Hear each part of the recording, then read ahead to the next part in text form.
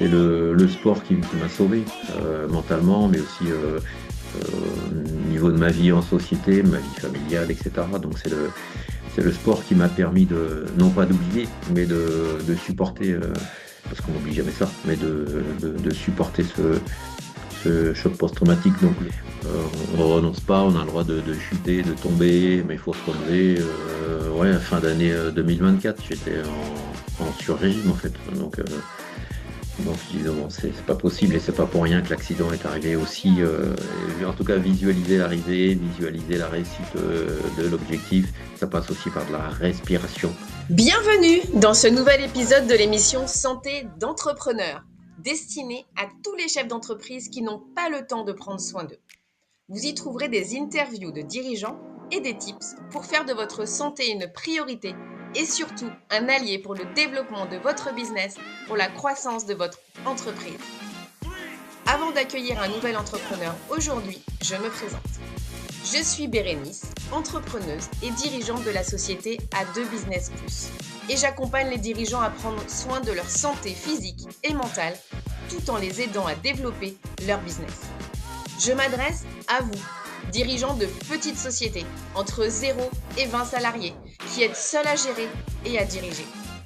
Pour vous, j'ai créé une méthode d'accompagnement terrain pour vous libérer de la charge mentale, alliant business et santé. Fort de mon vécu dans le monde de l'entreprise et du business, j'aspire au bien-être de ces entrepreneurs courageux qui ont osé créer ou reprendre leur entreprise, qui créent des emplois, qui portent de lourdes responsabilités sur leurs épaules chaque jour et pour qui on ne se soucie que trop peu de leur bien-être au travail. J'ai soif de partager avec vous des témoignages de dirigeants qui ont décidé de faire de leur santé une priorité et qui ont compris l'impact positif sur le développement de leur entreprise et par ricochet sur le bien-être de leurs collaborateurs. Je partagerai également des tips et des exercices pour améliorer votre santé au quotidien pour que vous soyez autonome pour prendre soin de vous. Parce que votre santé est le premier actif immatériel de votre entreprise. Faites en sorte que votre business soit au service de votre vitalité et de votre bien-être, et pas l'inverse. Eh bien, bonjour à tous et bienvenue aujourd'hui pour ce nouvel épisode sur mon podcast Santé d'entrepreneur. Et aujourd'hui, j'ai le plaisir d'accueillir Ronan. Eh bien, Ronan, merci d'être là. Merci à toi, bonjour Bélis. Je te donne tout de suite la parole pour que tu puisses te présenter. Et bonjour, rebonjour Bérénice, bonjour à tout le monde. En tout cas, alors qui je suis, j'ai plusieurs cordes à mon arc, comme on dit, ou plusieurs cartes, etc. J'ai fait pas mal de choses. Bon, je suis encore très très jeune, j'ai que 58 ans, donc mais j'ai fait plein de choses déjà.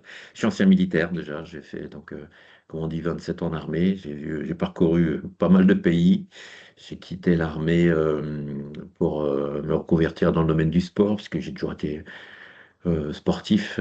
Enfin, ça a toujours été un petit peu dans mes gènes, tout ça. Y compris au niveau familial. Donc j'ai un long héritage, j'ai hérité de ça, donc c'est un bel héritage, je trouve. Euh, le sport, et donc je suis coach sportif à domicile. Et sur l'accompagnement de mes clients, en tout cas, je m'étais rendu compte qu'il me manquait quelque chose, donc le volet alimentaire. Donc j'ai commencé des études naturopathe pendant un petit peu plus de 2 années et je me suis spécialisé dans la nutrition, la micronutrition, nutrition neurotransmetteurs et maintenant nutrition aussi et sport ultra parce que je vais le dire après, mais je suis un petit peu dans le sport ultra, même si ce mot-là est un peu... Enfin, je préfère ultra que extrême en tout cas, donc comme mot, mais c'est comme ça qu'on appelle ça, donc la nutrition et sport ultra et je suis... également en fin de formation pour être préparateur mental. Donc les trois volets m'intéressaient, évidemment le sport, l'alimentation et le mental. Je suis auteur de 3 livres. Le quatrième est déjà commencé. Il y en a 3 qui sont sortis en tout cas, qui tournent autour aussi de l'alimentation et du sport. Je suis également conférencier. Donc là, je transmets ce que j'ai appris, mais je raconte aussi mon histoire, mes aventures qui me sont arrivées, notamment mon choc post-traumatique, ma reconstruction. Alors justement, Et, et voilà, est-ce que c'est tu pas mal peux, de choses est-ce que, déjà. ouais, est-ce que tu peux nous expliquer tout ça? Alors déjà, voilà, ta carrière de militaire, et puis qu'est-ce qui a fait que tu as dû arrêter? Ouais, c'est exactement ça, bien. J'ai dû arrêter. Depuis tout petit, je voulais être militaire, donc ça a été contraint et forcé. Oui, j'étais très bien accompagné. Donc, j'ai pas été mis dehors comme ça. J'ai été ce qu'on appelle réformé à la suite de ce choc post-traumatique que j'ai eu lorsque j'étais à Sarajevo, mais qui s'est déclaré 18 ans après. Curieusement, c'est comme ça. Donc, je raconte notamment tout ça dans mes conférences. Et donc, ça a été une très belle. Je retiens que le bon, le beau, en tout cas, ça a été 26 ans et 11 mois pour être précis. Une Ouais. belle aventure sur le plan humain, en tout cas. J'ai rencontré des personnes extraordinaires. Et j'ai vu des pays hallucinants. J'ai habité 2 ans en Tahiti quand même. C'est magique, ça. C'est magique. J'ai vu des gens fabuleux, des civils ou des militaires. Donc c'est une belle période, une belle page, c'est même un beau livre de ma vie, ça. Ouais. Tu faisais quoi exactement pendant cette période? Tu avais quoi comme fonction? Alors moi j'étais instructeur et maître instructeur tout à la fin, donc j'ai cette âme de formateur en tout cas, de transmettre déjà ce que j'avais appris à mes soldats en fait. Et c'est ce que je fais quelque part aussi dans mes livres et puis dans le coaching que je peux avoir, c'est toujours cette histoire de transmission. Je suis là pour transmettre, en fait. Je crois que c'est ma mission de vie, là. Transmettre aux autres. Ok, et alors du coup, t'as été réformé, et qu'est-ce qui s'est passé à ce moment-là dans ta vie, dans ta tête? Euh, c'est assez difficile à expliquer. J'ai encore du mal à comprendre. J'arrête d'essayer de comprendre parce qu'il n'y a pas de réponse, je crois, au pourquoi et ce qui s'est passé exactement. En tout cas, c'était plus possible de continuer. Pour moi et il a fallu trouver des astuces, des solutions et c'est le sport qui m'a sauvé mentalement, mais aussi au niveau de ma vie en société, ma vie familiale, etc. Donc c'est le sport qui m'a permis non pas d'oublier, mais de supporter, parce qu'on n'oublie jamais ça, mais de supporter ce choc post-traumatique. Donc le sport m'a nourri et le sport m'a nourri aussi après. Donc, sur le plan évidemment mental et sur le plan financier. Et aujourd'hui, le sport, pour moi, c'est bien plus que ça. C'est un loisir, c'est plus qu'un loisir. Je vis mes rêves, en fait. Donc, à travers mes aventures sportives, je suis plus aventurier que compétiteur sportif. J'enlève même le mot compétiteur. Je vis mes aventures à mon rythme, et en tout cas sans stress. Le sport est pas là pour mettre du stress, en tout cas c'est l'inverse en fait. Ok, Voilà. alors raconte-nous justement, quand tu t'es mis au sport, t'en as fait ton activité, qu'est-ce qui s'est passé? Donc, comment c'est venu en fait? Euh, alors, comme je disais tout à l'heure, comme j'ai toujours été sportif, hein, depuis tout petit, tout petit, tout petit, hein, c'est venu naturellement. Donc j'ai fait une reconversion professionnelle. J'ai passé ce qu'on appelle un BPGEPS. Donc, moi, j'étais issu des sports de force, donc j'étais culturiste. En anglais, on dit bodybuilding. Euh, voilà, tout simplement. Mais je préfère le mot culturiste. Je trouve ça plus joli, la culture du corps, en fait. Voilà. Et donc, sur une fédération, la seule qui existait à l'époque, qui est dissoute, une fédération naturelle. Donc, on voyait des athlètes qui n'avaient pas des volumes extraordinaires. Pour moi, ils étaient extraordinaires quand je les voyais, mais voilà. Donc, je viens de ce milieu-là, en fait. Et donc, j'ai voulu partager un petit peu toutes mes connaissances dans le sport avec mes clients. On a beaucoup parlé de musculation, de renforcement musculaire, parce que plus on est musclé, plus on brûle de calories, moins on a mal au dos, moins de. La musculation, c'est un sport qui est merveilleux. D'ailleurs, je pratique toujours aujourd'hui une fois par semaine le renforcement musculaire, en plus de mes autres activités sportives. Donc ça s'est fait naturellement. Cette page vers le sport, après un an de BPGEPS à peu près, hein, c'était 9 ou 10 mois, je sais plus. Donc voilà, cette reconversion, et puis donc de coaching à domicile, et puis petit à petit mon chemin professionnel dans le domaine du sport, en tout cas c'est fait de cette façon-là, ouais, voilà. Et l'armée m'a bien accompagné, ouais, ouais, pour avoir cette transition la plus douce, même si c'est pas le mot adapté, mais la plus douce possible en tout cas. Mm. Ok. Et alors, tu parles d'aventurier. Qu'est-ce que c'est-à-dire? Qu'est-ce que tu fais? Alors moi je suis un triathlète, on appelle triathlète ultra, c'est-à-dire que on parle en triathlon, ce qui est célèbre en tout cas, ce sont les Ironman, etc. Moi, mes triathlons, ils durent, je pratique des triathlons de 24 heures, non-stop ou presque en fait. Donc sur un format qui s'appelle T24, T comme triathlon, 24 comme 24 heures en fait. Donc j'en ai fait plusieurs, c'est pas si vieux que ça, j'ai découvert ça en 2023, mais c'est en 2024, j'ai participé à mon premier triathlon sur l'île de Ré, puis un deuxième au Touquet. Et cette année, en 2025, je devais en réaliser quatre. Malheureusement, j'ai eu un petit imprévu à l'entraînement. J'étais percuté par une voiture à l'entraînement le 3 mars de cette année. Et donc,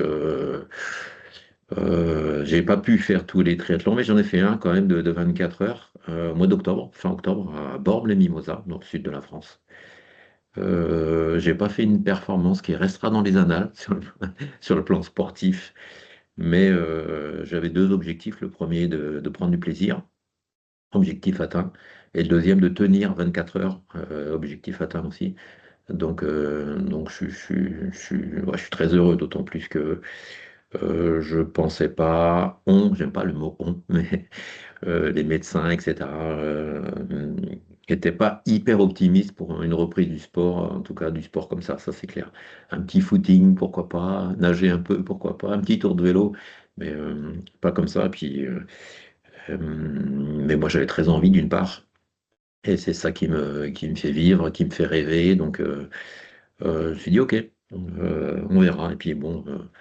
Je, je l'ai fait, et après j'ai eu énormément de soutien de camarades et de copains, de copines triathlètes, et puis de mon ami Philippe Poison aussi, qui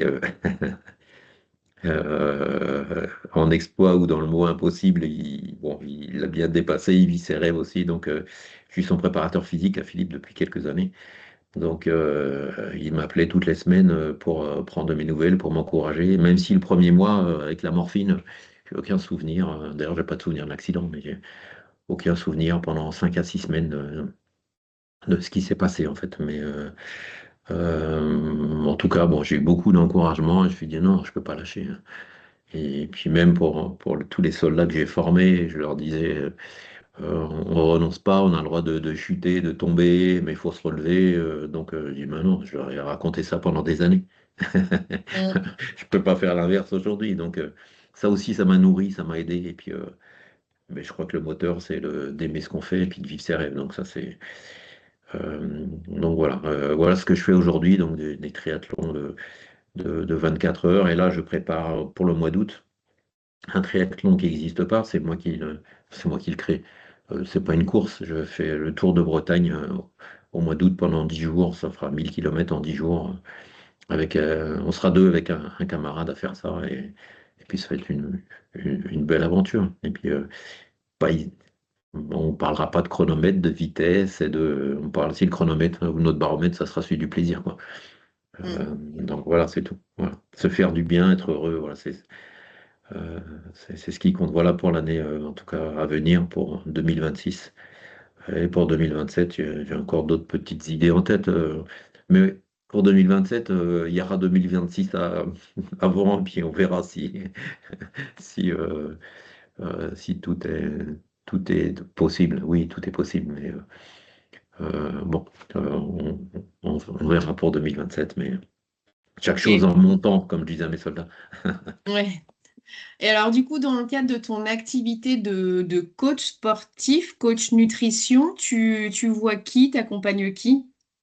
Alors, c'est moi, j'ai des clients, je me déplace à domicile chez mes clients, même si aujourd'hui je n'ai plus que deux clients, parce que c'est un choix de ma part, dont Philippe, dont je parlais quelques instants.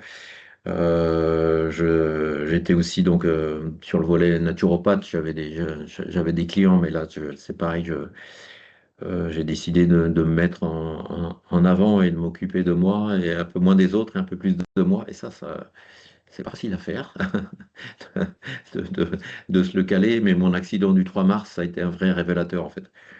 Donc je travaille entre guillemets à mi-temps maintenant dans tout ce qui est coaching, accompagnement d'autres coachs aussi. Donc voilà, mon activité d'auteur, je préfère dire auteur que écrivain.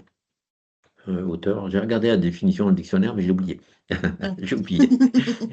Mais l'écrire, j'écris parce que j'aime ça, mais l'écriture, l'entraînement et donc les conférences, ça m'occupe pas mal. Donc je me concentre là-dessus. L'entraînement, par exemple là en décembre, c'est 7, 8 heures, 9 heures d'entraînement par semaine.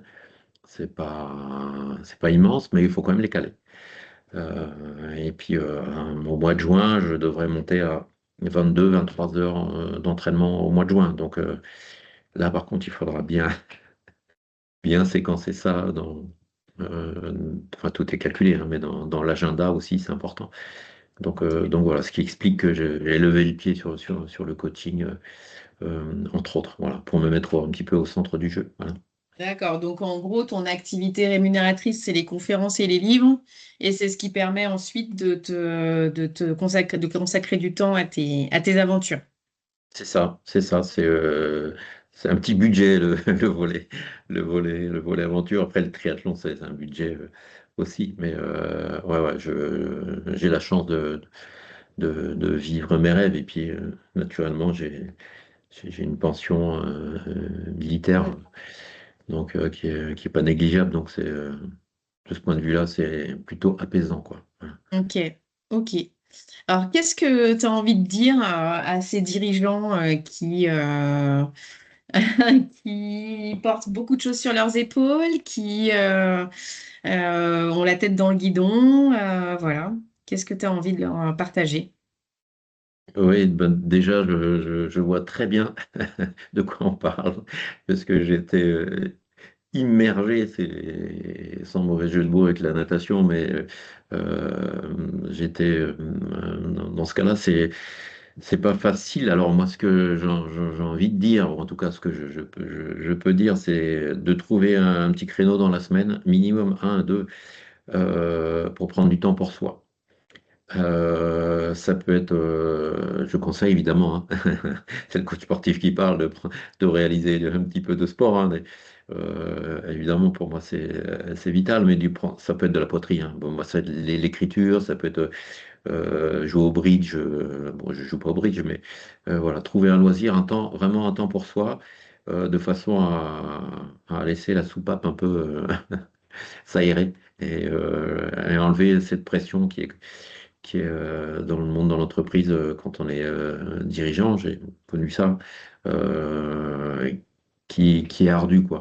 Mais ce volet, cette parenthèse pour soi, cette bulle de bien-être est vitale. C'est même pas incontournable, c'est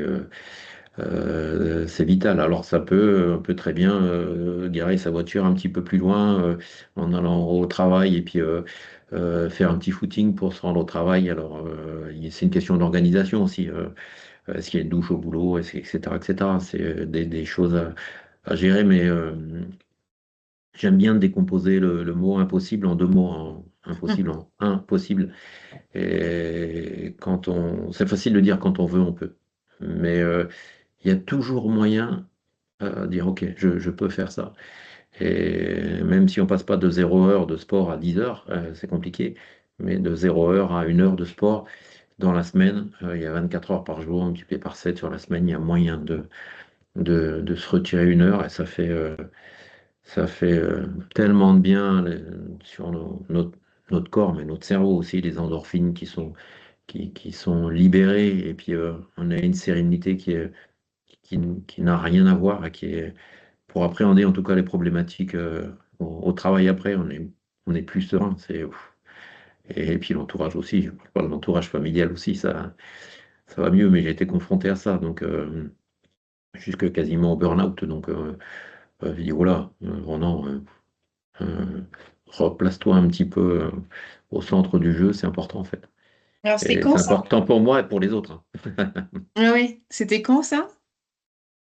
Ah bah là, c'était l'année dernière, en 2000, ouais, fin d'année 2024, j'étais en sur-régime en fait. Donc je dis non, c'est pas possible, et c'est pas pour rien que l'accident est arrivé aussi.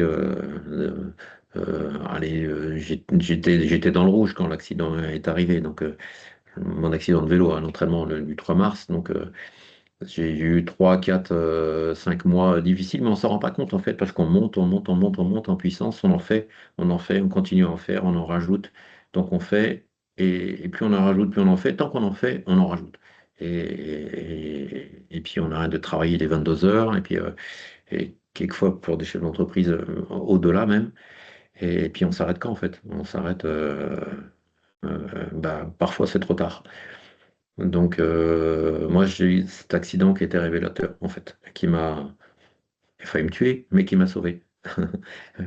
Quelque part. Je dis non, non, je peux pas continuer comme ça.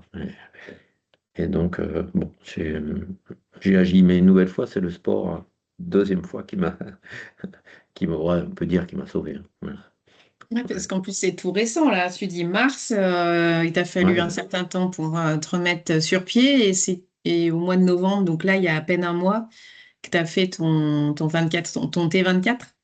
ouais, le T24, donc le triathlon, c'était au mois d'octobre, fin octobre, donc ouais, Un mois et il y a demi. 1 mois et demi, ouais, ouais, mais ça a Mm. été, il m'a fait un bien fou, un bien immense, ce T24. En plus, bon, je suis un petit peu connu dans le milieu du T24, et les gens savaient que j'avais eu cet accident aussi, et ils étaient surpris de me voir. Comme j'ai écrit un livre donc sur le T24 justement, donc évidemment, le responsable du T24, tout le monde me connaît, les speakers aussi. Donc, j'ai été accueilli comme un roi, c'était fabuleux. J'ai l'impression d'être Mike Horn quand je suis arrivé. Ouais, c'était magique, ouais, c'est incroyable. Ok, Incroyable. ok. Bon, et du coup, toi qui t'intéresses donc alors au sport depuis toujours et à l'alimentation, qu'est-ce que tu pourrais dire sur l'alimentation aux dirigeants qui ont un rythme effréné, qui doivent aussi souvent, parfois souvent, être en déjeuner avec leurs clients, en représentation, qui n'ont pas forcément le temps de manger. Voilà, qu'est-ce que tu as envie de partager sur ce thème de la nutrition? Ouais, alors j'ai connu ça, c'est bien sûr sur les restaurants le midi, restaurants d'affaires, etc. Dans tous les restaurants, déjà il y a un plat du jour. Que je conseille, parce qu'en général, il est frais, parce que c'est le plat du jour, et sinon, il y a des salades. Donc, manger le plus sainement possible, et le plus naturellement possible. Mais aussi de saison, en fait. Là, aux approches de Noël, les fêtes de Noël, etc., nos anciens avaient une orange. À Noël, nos grands-parents, arrière-grands-parents avaient une orange en cadeau de Noël. Et ils n'avaient pas une orange en cadeau au mois de juin. En fait, c'était à Noël. Donc c'est la saison, comme le kiwi, etc.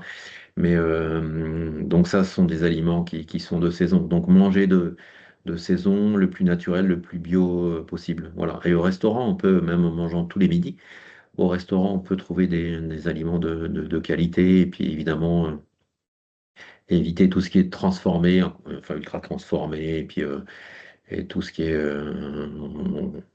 plat un petit peu trop riche, etc. Si on veut se faire plaisir en mangeant des frites de temps en temps, oui, mais pas tous les jours en tout cas.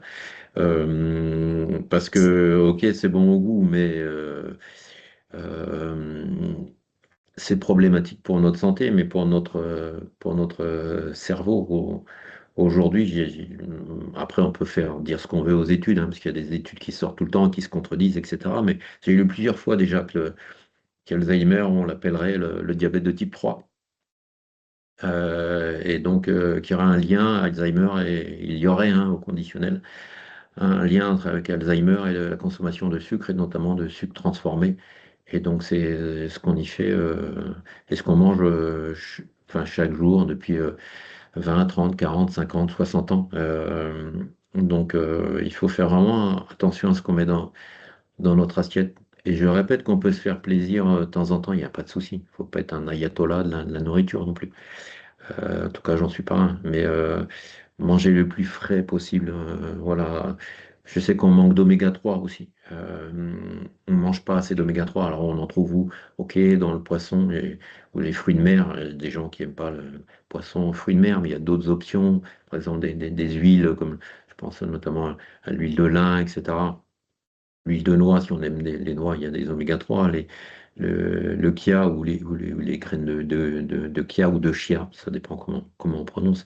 On en a aussi un petit peu des oméga 3, donc on a toujours des astuces. Mais on est déficitaire en tout cas d'oméga 3, de magnésium, bien souvent. Mais si on mange de saison, déjà c'est déjà pas mal. Et puis on peut très bien manger une salade le midi, il y a aucun souci, même si on mange tous les jours au restaurant, on peut changer de salade quasiment tous les jours. Et les salades sont des- des légumes qu'on a à peu près toute l'année aussi. Donc, euh, donc voilà, Et c'est faire quoi une attention à assiette ce qu'on met. santé? C'est quoi une assiette santé pour toi? Fruits et légumes de saison. Ok. Ok. Fruits et légumes, viande, pas obligé, ou poisson, pas obligé non plus. Si on veut avoir un apport de protéines conséquent, la meilleure protéine du monde, c'est l'œuf. Et de l'œuf. C'est l'œuf. Ouais. On a 9 grammes de protéines à peu près dans un œuf. On a 4 grammes dans le blanc, 5 dans le jaune. Voilà. Mais dans le jaune, on a un petit peu de graisse dans le jaune. Donc, Mm. bon, on peut très bien manger un œuf complet. Alors, c'est pas parce qu'on mange un œuf ou deux par jour qu'on a du cholestérol. Mm. Non. Par contre, si on mange des chips, oui, oui. Mais non, les œufs, non. Il y a pas de souci. À moins d'en manger 50 par jour, mais sinon, bon. Voilà, non, il y a pas de souci. Et Mais alors, tu traites de quoi sur l'alimentation dans ton livre? alors, dans mes deux premiers livres, en tout cas, dans le deuxième livre qui s'appelle Mes quatre saisons, donc c'est une alimentation que j'ai choisie par saison. J'explique par exemple le rôle de toutes les vitamines. Qu'est-ce qui se passe si on en manque? Alors, la fatigue, magnésium par exemple, hein, donc, si on manque de magnésium, on peut avoir peut-être les paupières qui bougent un petit peu. Mm. Ça peut être un signe. Une fatigue pas normale, c'est dire ah non, mais je suis fatigué, pourtant je dors bien, etc. Ça peut être un manque de magnésium. Ça peut, hein, parce qu'il y a tellement de paramètres. Mm. Mais donc j'explique donc le rôle de toutes les vitamines. Je parle de l'alimentation donc par saison sur mes 4 saisons. Je parle Mhm. d'activité physique aussi. Mais voilà, la base, c'est de manger le plus naturel possible, des fruits, des légumes pour avoir un maximum de vitamines et de minéraux. Si on mange des légumes ou des fruits hors saison, on aura forcément moins de vitamines. Mm. Alors, si on mange une orange au mois de juillet, elle ne va pas nous rendre malade, pas ce que je dis. Mais elle aura nettement moins de vitamines qu'au mois de décembre. C'est normal parce elle est hors saison. Elle n'est pas arrivée à maturité. Donc, c'est tout à fait normal. Voilà. Ok. Et le moins transformé possible. Mm. Mm. Ok. Qu'est-ce qu'il y a d'autre comme sujet pour toi qui sont importants à évoquer pour que le dirigeant il soit en bonne santé? Il y a le volet mental qui est important. Moi, je suis ma petite, c'est pas moi qui l'ai inventé, mais je l'utilise tous les jours. Je fais ma petite bulle ressources, en fait, ma petite bulle des choses que j'ai faites, ma petite bulle, mon petit sas bonheur. Voilà, qu'est-ce que j'ai fait de bien aujourd'hui? J'ai ça, j'ai ça, j'ai ça, j'ai ça. Et on a souvent 5, 10, 15 choses de bien. Ça peut être j'ai été faire un footing, ça peut être j'ai été au restaurant avec mon compagnon ou mon mari ou ma femme. Ça peut être dire bon ben voilà, j'avais tel objectif avec mon équipe ou avec dans ma boîte, etc. Ou tant de coups de téléphone à passer, c'est fait. Donc tout ça c'est bien. Et c'est des choses qui ont été bien faites, qui sont faites. Et ça, c'est des plus. Et souvent, on pense aux choses qu'on n'a pas faites, mais ça, c'est le verre à moitié plein et à Mm. moitié vide. Regardons le verre à moitié plein. Voilà, j'ai fait ça, j'ai fait ça, j'ai fait ça. Ok, ça c'est bien, ça c'est bien. Et puis, mentalement, on entraîne notre cerveau à dire, ok, j'ai fait ça de bien, j'ai fait ça de bien. Mais c'est un peu la méthode Coué, si on veut, mais ça fonctionne. Ça Ok, fonctionne bien. ok. Et du coup, sur le mental, oui, tu es en train de faire une formation en préparation mentale, c'est ça que tu disais? Ouais, elle aurait dû être terminée, mais elle ne l'est pas parce que j'ai eu cet accident. Ah oui. Donc voilà, elle se termine au mois de avril ou mai, donc de 2026. C'est très intéressant. Donc, ça s'appelle le top technique d'optimisation du potentiel. Ok. Donc ça vient, c'est issu du monde militaire et de l'armée de l'air même à l'origine.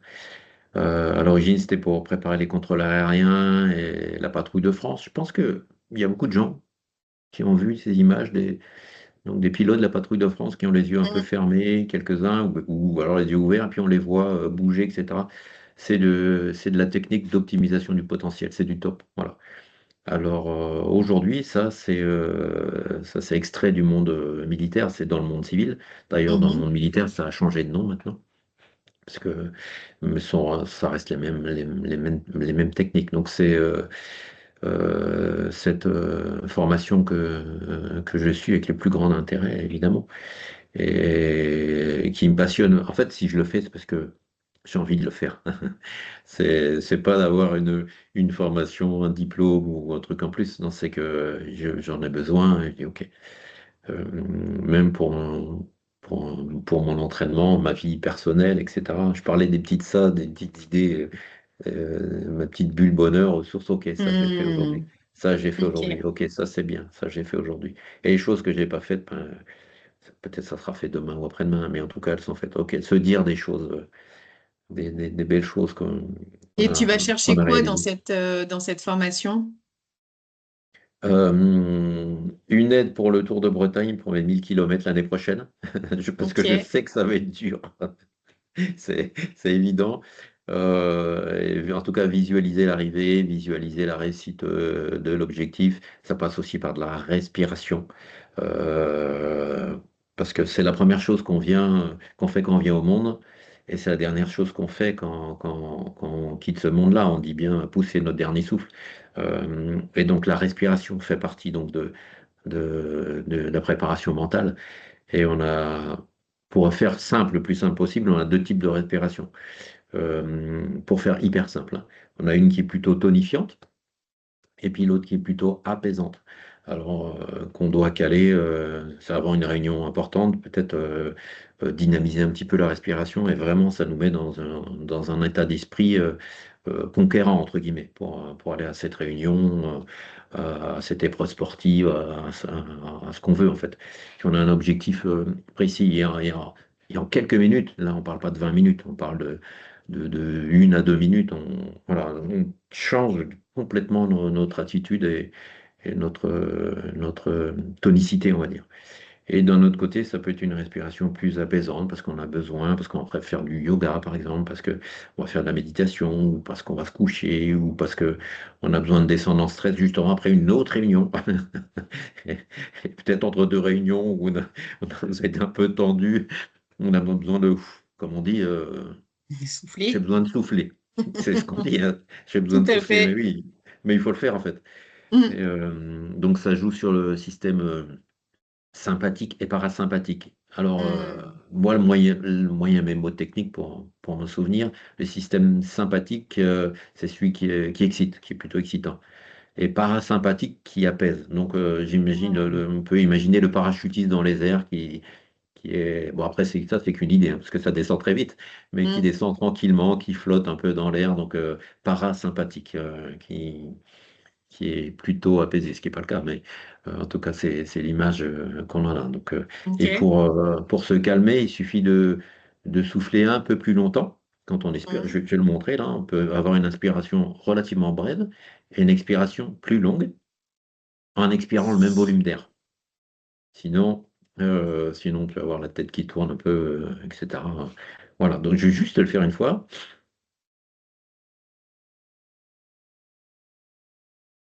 Voilà. C'est pas en une fois qu'on se Ouais. pose, mais on le fait 5, 6 fois, ça suffit, 1 minute, et tout de suite, on Ok. se pose. Et pour exciter, donc l'effet inverse, donc on va expirer de façon plus courte, mais tonique. Et puis on va inspirer plus longuement. Donc là, je vais le montrer aussi. Donc ça va être comme ça, des choses comme ça. Ok, ouais, c'est Et inversé. ouais, c'est inversé. Et là, Mm. c'est le même volume d'air, mais Mm. c'est plus tonique.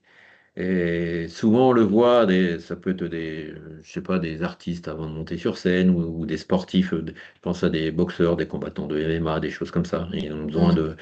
de faire ces choses-là. Les gens qui font de l'apnée, alors, je ne sais pas si on se rappelle du film Le Grand Bleu. Moi, je me rappelle parfaitement bien les exercices de respiration d'apnée avant de s'immerger.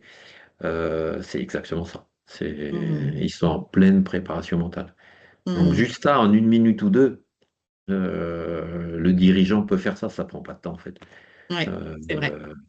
euh, Même 1 minute déjà, on- c'est pas parfait, mais déjà Mm. ça permet de nous mettre dans le beau niveau d'attention, de concentration et au niveau vitalité, au bon niveau avant d'aller dans cette réunion, on doit être au taquet, ou alors avant d'aller se coucher, ou une activité plutôt apaisante, où on doit vraiment redescendre.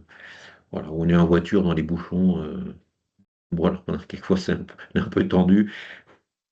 On souffle, voilà, il klaxonne. Ouais, ok. Quand je fais ça, les gens peuvent klaxonner. Moi, je souffle, je suis Mm. vraiment dans ma bulle, comme on dit. Mais vraiment, c'est ça, c'est la Ok. bulle. Donc ça, c'est très simple, très très simple à faire. Mm. Et là, vraiment, tout le monde peut le faire. J'aime pas qu'on me dise tout le monde peut le faire, c'est simple. Mais là, pour le coup, ça l'est. Ouais. Mm. Ouais, le tout, c'est de le savoir et puis de le pratiquer un petit peu pour comprendre les effets. Puis quand on a touché du doigt l'effet de l'exercice, ça donne envie de le refaire. Ouais, quand on a exactement, Bérénice, quand on a compris un petit peu, on se dit, ah tiens, c'est vrai que je suis un peu redynamisé, ou alors Mm. ah, je me suis posé, j'étais hyper stressé ou tendu, énervé, et ça nous permet de descendre d'un étage, deux, peut-être trois, mais en tout cas ok, Ouais. de nous poser. Donc ouais, ça, c'est quelque chose que j'utilise mais tous les jours, hein, Mm. Ok. tous les jours. Et tu partages ça, j'imagine, avec les gens de ton entourage aussi pour leur apporter des petits tips. Et ouais, ouais, ouais, ouais, c'est évidemment, on fait ça en famille quand on se retrouve, quand on a un petit moment, on le fait. Je le fais avec des camarades. Je le fais avec Philippe aussi quand on est sur une séance. En début de séance, on a une inspiration plutôt tonique. En fin de séance, où on doit partir sur des étirements, quelque chose de plus doux. On fait ça. Ça dépend aussi de l'objectif de la séance. Mm. Voilà.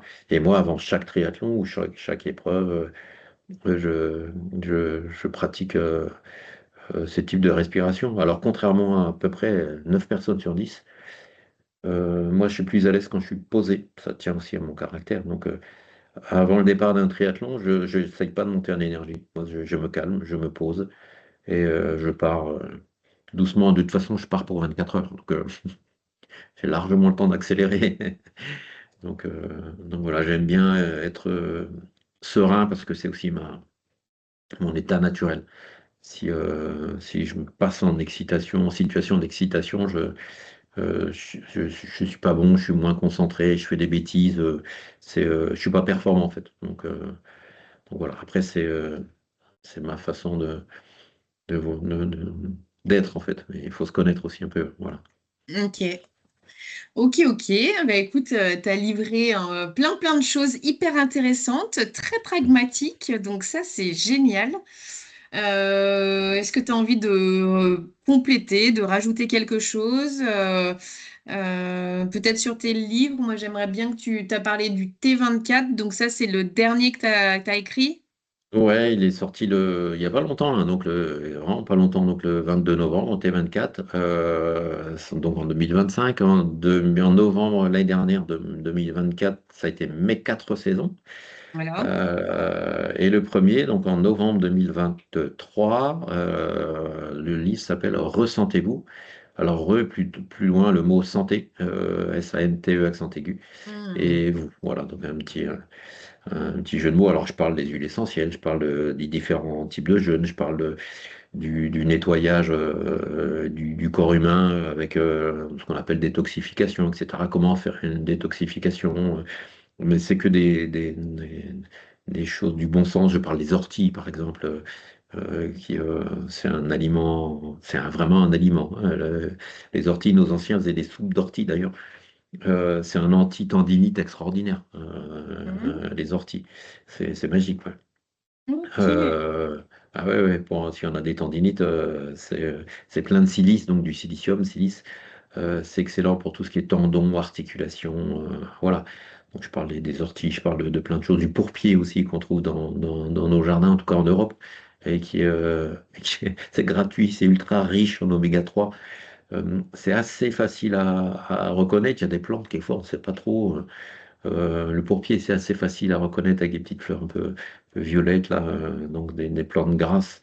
Mhm. Hum, Les oméga 3, c'est des graisses en fait, mais Mhm. donc voilà, donc je parle de tout ça dans mon premier livre. Je parle beaucoup, enfin à 80% d'alimentation et de jeûne, voilà, de les effets, les différents types de jeûne, les bienfaits euh, pour la santé. Je parle du record du monde de jeûne.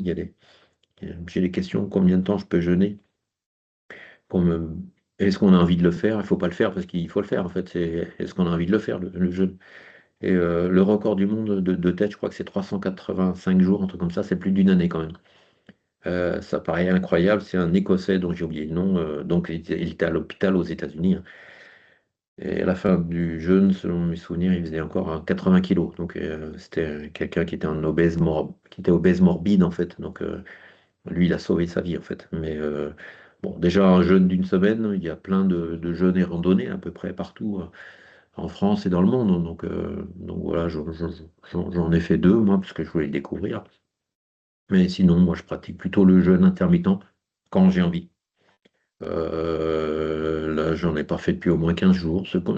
Quand j'en reçois le besoin, ressens, reçois, ouais, presque reçois le besoin, en fait. Je me force pas. Si j'ai pas envie, je fais pas. Mais en tout cas, j'explique les mécanismes du jeûne, pourquoi c'est bon pour la santé, pourquoi nos anciens le faisaient. Je parle pas des famines et des disettes, hein, c'est autre chose. Mhm. Pourquoi toutes les religions pratiquent le jeûne. Mhm. C'est vrai. Il y a des origines à tout ça, c'est pas pour rien. Voilà. Mhm. Donc, je parle de tout ça dans Ressentez-vous. Ouais, c'est mon premier bébé, entre guillemets. Ok. Voilà. Bon, bah super. Bah écoute, merci en tout cas sincèrement d'avoir pris du temps et pour donner plein de choses aux dirigeants qui vont écouter ton podcast, épisode et qui écoutent le podcast. Merci à toi pour voilà d'avoir aussi livré un petit peu ton histoire avec des périodes plutôt douloureuses, mais en tout cas qui t'ont permis de rebondir et d'être ce que tu es aujourd'hui. Exactement, c'est mon chemin. Et aujourd'hui, je dirais pas que je suis content d'avoir eu mon accident le 3 mars, parce que ça fait mal quand même. Mm. Enfin, après, parce que je répète, l'accident, je m'en rappelle pas. Mais ça m'a permis de me mettre vraiment au centre, dire non, mais c'est bon, Ronan. Voilà. Après, ouais, j'ai une anecdote rigolote parce que me dit non, mais Ronan, c'est bon, t'es trop vieux, le sport, arrête de faire ces sports-là, fais un petit footing de temps en temps. Tu peux pas faire encore des marathons ou c'est au-delà du marathon même, mais Mm. des triathlons de 24 heures. J'ai dit, écoute, pose ton verre de Ricard. Viens t'entraîner avec moi, tu vas voir, ça fait du bien, ça fait du bien au corps, à la santé, au mental. Voilà. Mm, L'OMS, c'est aussi, c'est pas une absence de maladie, la définition de la santé, c'est un bien-être mental aussi. Et moi, ça mm, me fait du bien. mm, Et je suis heureux quand je fais mon truc. De toute façon, souvent, je suis en photo, je souris. Alors, je suis mm, pas quelqu'un qui sourit tout le temps, mais quand je suis, quelquefois, on me dit, putain, mais Roland, t'arrêtes pas de sourire. Mais oui, mm. je suis heureux. Je suis heureux comme sur mes conférences, je souris, je suis content d'être là, quoi. Voilà. Ouais. Bah, en tout cas, moi, ça me fait quelque chose de savoir que, tu vois, quelque part dans le nord de la France, eh ben, il y a quelqu'un comme toi qui passe ses journées à s'entraîner pour se dépasser, pour faire des exploits, et prendre soin de soi, quoi. Voilà, tu as ce luxe. La vie a été difficile, effectivement, avec des épreuves, mais elle t'a permis d'avoir quelque chose qui est inestimable, c'est le temps. Ah, ouais, et aujourd'hui, je crois que c'est ce qu'il y a de plus dur à avoir, c'est le temps. Et en fait, ça m'a été imposé de prendre Mm, le temps. mm. Et c'est très bien comme ça. Ouais.